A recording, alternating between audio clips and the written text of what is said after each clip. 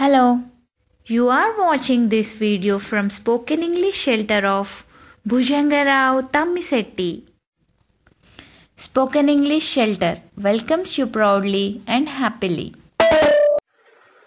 Here is what you need to do immediately. What you need to do immediately is here. ఈ రెండు వాక్యాల అర్థాలు ఒకటే అయినా వాక్య నిర్మాణంలో వీటి తేడా ఏమిటంటే,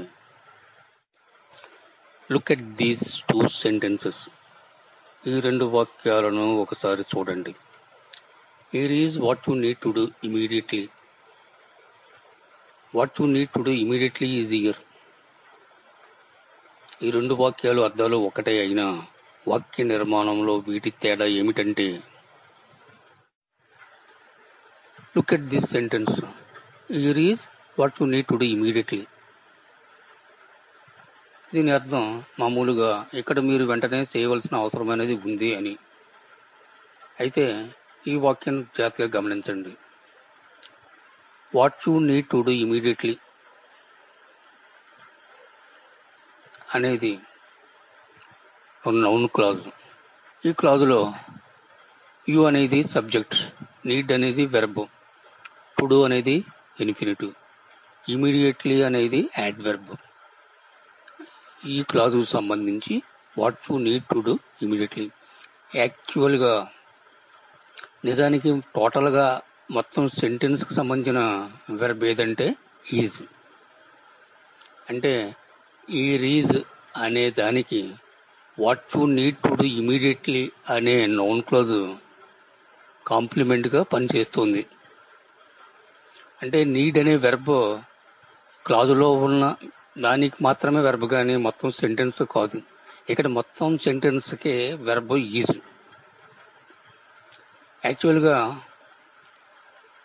what you need to do immediately అనే క్లాజు పూర్తి అర్థాన్ని ఇవ్వదు. అంటే దీంట్లో సబ్జెక్ట్ ఉందో వెర్బ్ ఉందో అన్ని వాక్యంలో ఉండవలసినవి అన్నీ ఉన్నాయి, కానీ అర్థవంతమైన మాటల్ని అర్థవంతమైన భావాన్ని ఇవ్వజాలదు. ఎందుకంటే ఇక్కడ దాని ముందు వాట్ ఉన్నది కాబట్టి.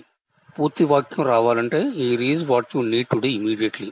అంటే ఇప్పుడు మీకు అర్థమైంది కదా ఎలాగంటే, ఈ రీజ్ ఈజ్ అనే వెర్బకే what you need to do immediately అనేది కాంప్లిమెంట్గా పనిచేస్తుంది అన్నమాట. Look at this sentence.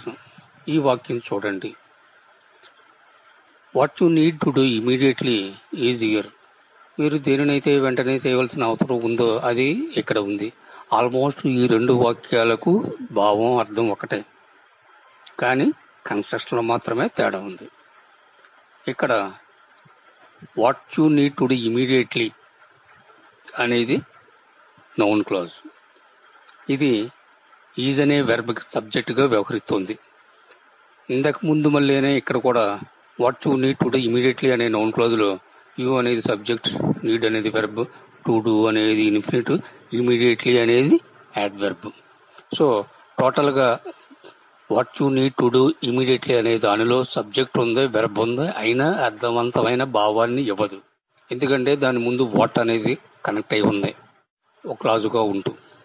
So ఇప్పుడు what you need to do immediately అనే నౌన్ క్లాజ్ ఈజ్ అనే దానికి సబ్జెక్టుగా ఉంటూ వ్యవహరిస్తోంది. ఆ వాక్యానికి ఈ వాక్యానికి తేడా ఇది. మొదటి వాక్యంలో ఏమైంది, ఈజ్కి కాంప్లిమెంట్గా ఉంది. ఇక్కడ ఈ వాక్యంలో ఈజ్కి సబ్జెక్టుగా వ్యవహరిస్తోంది.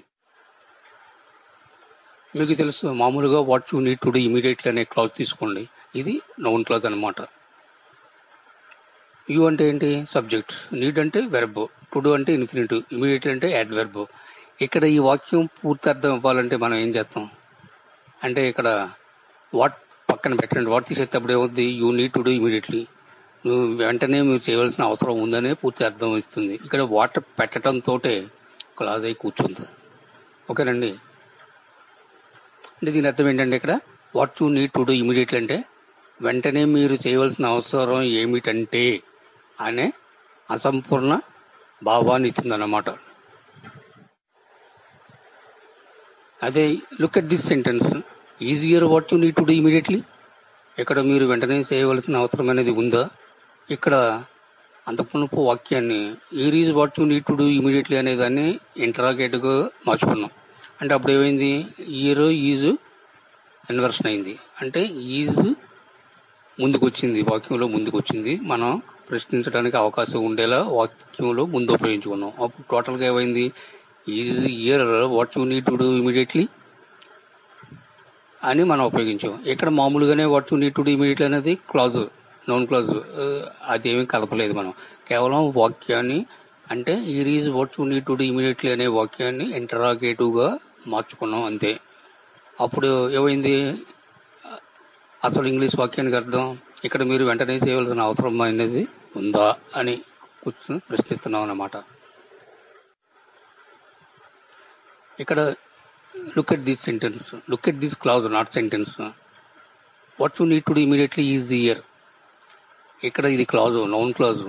ఇందులో సబ్జెక్ట్ ఉంది, వెర్బ్ ఉంది, కానీ వాక్యం అర్థవంతమైన భావాన్ని ఇవ్వటలేదు. ఎందుకంటే ఇక్కడ వాట్ చేర్చబడి ఉంది కాబట్టి.